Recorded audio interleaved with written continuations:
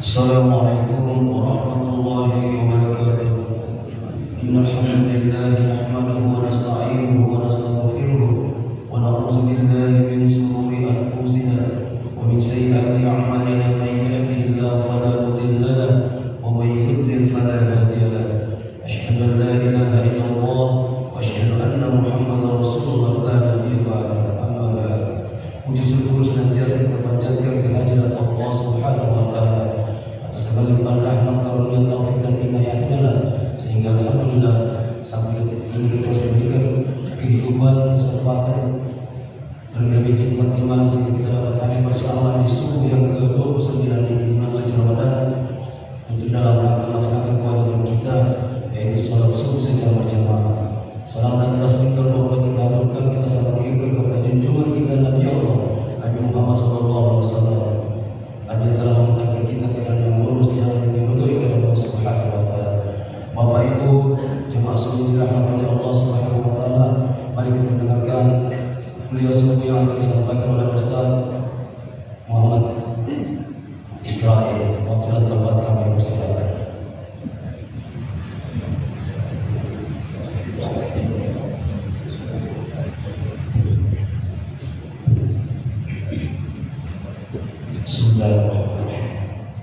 Assalamualaikum warahmatullahi wabarakatuh. Waalaikumsalam. Alhamdulillah rabbil alamin. Wassalatu wassalamu ala Rasulillah Sayyidina Maulana Muhammad wa ala alihi wa ashabihi ajma'in. Alhamdulillah, subuh ini kita bertemu kembali dan insyaallah kita sebentar sholat berjamaah subuh, pahala yang sangat besar bila kita mampu menunaikan ibadah sholat subuh di masjid ini secara berjamaah, apalagi di bulan suci. Mudah-mudahan kita senantiasa menjadi hamba-hamba yang pandai bersyukur atas nikmat yang Allah titipkan kepada kita semua sekalian. Dan kita bersalawat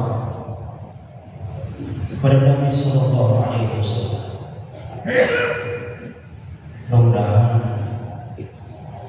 kita tak pernah putus-putus lisan kita selalu berselawat kepada Nabi Sallallahu Alaihi Wasallam.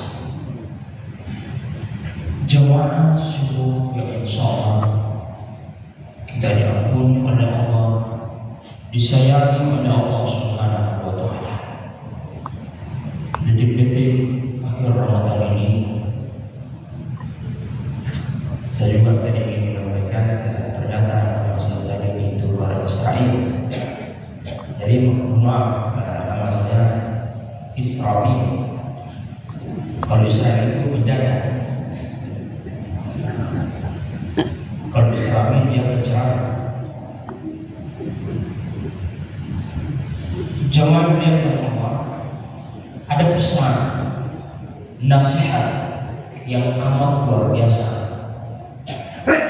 dari Al-Imam Al-Ghazali. Disebutkan di dalam kitabnya yang berjudul Ayyuhal Walad. Ayyuhal Walad maknanya wahai anak. Tapi di sini Ayyuhal Walad bukan anak yang kecil, tetapi Ayyuhal Walad di sini kata para ulama adalah orang-orang yang sudah memiliki keilmuan tapi masih mau mendengarkan nasihat daripada Al-Imam Al-Ghazali, maksudnya muridnya Imam Al-Ghazali.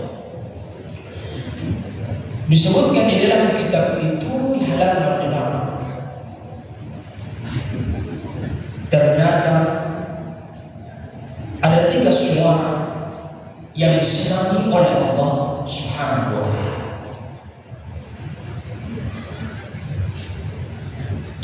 Salah satu aswat yuhibbu Allah Ta'ala. Ada tiga suara yang dicintai oleh Allah Subhanahu wa Ta'ala. Suara apa itu? Yang pertama, as-sautul dik, suara ayam yang berkokok. Suara ayam jantan yang berkokok itu sangat disukai oleh Allah Subhanahu wa Ta'ala. Kenapa suara ayam jantan yang berkokok disukai oleh Allah Subhanahu wa Ta'ala? Sebab keutamaan ayam yang mampu melihat malaikat Allah Subhanahu wa Ta'ala. Coba kita perhatikan, kapan ayam berkokok? Biasanya sepertiga malam, seperempat malam, mengumpulkan orang untuk sholat tahajud. Bahkan biasanya mendekati sholat subuh ia berbunyi. Maka kata para ulama, bila engkau meningkat ilmu, tidak usah dengan orang lain, cukup dengan ayam siapa yang lebih bangun dari waktu subuhnya. Makanya ayam jantan jangan terlalu banyak dipotong.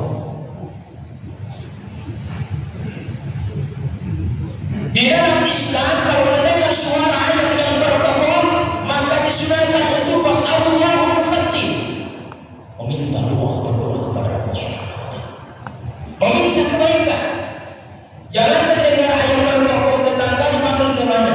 Wahai teman, ayo ada ayam besar, tangkap, potong, goreng. Jangan ayam orang berdoa kepada Allah Subhanahu wa Ta'ala. Itu suara yang pertama. Suara yang kedua yang dicintai oleh Allah Subhanahu wa Ta'ala, sautul ladzi yaqra'ul Qur'an, suaranya orang yang suka baca Al-Quran.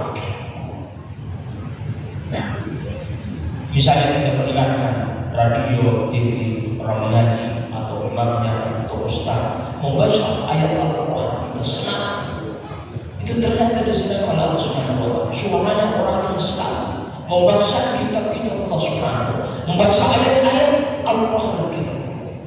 Satu ayat, satu surah, terserah dengan kemampuan. Apa kemuliaan membaca Al-Quran? Senang. Khairukum man ta'allama Al-Quran 'allamahu. Sebagai manusia ini, sebagai kita ini ada orang yang belajar Al-Quran dan mengajarkan Al-Quran. Bahkan pada yaumil qiyamah Al-Quran akan memberikan syafaatnya. Bahkan dia akan meminta izin kepada Allah Subhanahu wa Ta'ala agar supaya dia diberi izin untuk memberikan syafaat kepada siapa yang membacanya saat ia di dunia. Maka ajarlah anak-anak kita, luangkan waktu di akhir Ramadan ini, di hari Ramadan seperti ini, menghatamkan Al-Quran. Baca setiap saat. Bahkan bukan hanya di bulan suci Ramadan, tapi setiap hari adakan, jawabkan untuk membaca Al-Quran. Bahkan salah satu riwayat yang disebutkan, kedudukan seseorang di surga Allah Subhanahu wa Ta'ala tergantung seberapa banyak ayat Al-Quran yang dia baca. Membaca Al-Quran maknanya luas, bisa memahami lewat tafsir ulama, bisa menghafalnya, bisa mengulang-ulangnya setiap saat, bisa mendengarkannya, bisa mentadabburinya, mengambil kandungan-kandungan dari dalam ayat Al-Quran. Dari hari ini kita rugi kalau tak bisa membaca Al-Quran. Sebab guru-guru yang ada di Sulawesi Tenggara di Kota Palu banyak sekali guru Al-Quran. Tinggal kita mau belajar atau tidak. Bahkan fadilah keutamaan membaca Al-Quran sudah disebutkan oleh Al-Imam An-Nawawi dalam kitabnya Al-Jamiah. Tinggal kita baca kitabnya. Suara yang ketiga, sautul mustaghfirin bil ashar, suara yang ketiga yang disukai oleh Allah Subhanahu wa Ta'ala, yang disenangi oleh Allah Subhanahu wa Ta'ala, yaitu suara orang yang beristighfar, mohon ampun kepada Allah Subhanahu wa Ta'ala di waktu subuh. Seperti kita menghadap ke kiblat ini, sebelum subuh tadi tiba kita berzikir kepada Allah Subhanahu wa Ta'ala, memohon ampun kepada Allah Subhanahu wa Ta'ala atas segala dosa batinnya kita, dosa mata, dosa isi kepala kita, dosa rambut kita, pakaian kita, dosa yang sebab kesombongan jiwa kita. Mohon ampun kepada Allah Subhanahu wa Ta'ala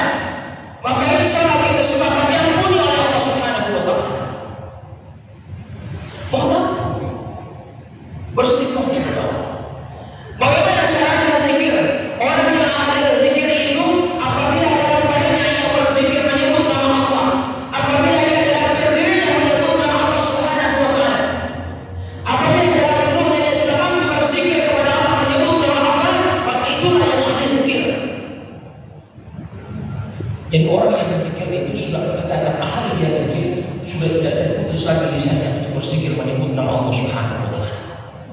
Umar balik kalau tertidur di mana asal itu tempat-tempat sesuatu berzikir, dia sebut nama Allah Subhanahu wa taala. Dan ini model orang seperti ini diciptai oleh Allah Subhanahu wa taala. Di dalam ayat Al-Qur'an disebutkan fadhkurullaha katsiran la'allakum tuflihun. Berzikir kepada Allah Subhanahu wa taala sebanyak-banyaknya supaya kita semua insyaallah beruntung dengan banyaknya kita zikir kita kepada Allah Subhanahu wa taala. Bukankah dengan zikir maka kita akan beroleh tatma'innul qulub, hati kita menjadi tenang.